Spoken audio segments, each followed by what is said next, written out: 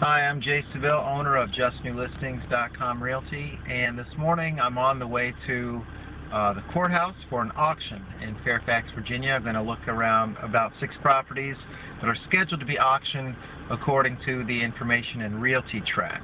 Now, what I'm wanting to find out is how accurate or bogus the Realty Track information is, whether the whole auction scenario is just a pie-in-the-sky thing that buyers are often misled or deceived by, or whether it's a viable opportunity for regular buyers, people who are looking to buy a home and move into it as their primary residence.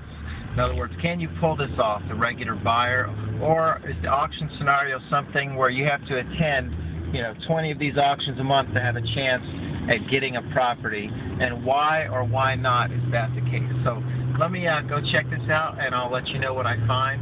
First thing I noticed was that the property, a Great Falls auction of a 5 or 6 bedroom in the Forestville School District, listed for auction today, 9:30.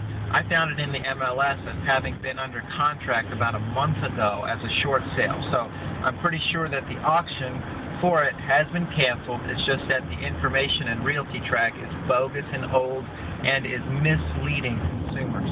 So I'll know more about this shortly, and I'll check out all 6 properties in MLS, and we'll see if we can trust Realty Track as a source of information, and whether the auction scenario really is viable for regular buyers, or if it's sort of a pie-in-the-sky scam. It's just not realistic, and therefore people should not waste their time and mental energy in essence being taken advantage of by this promotion, which gets people to spend money on websites, etc. All right, bye-bye.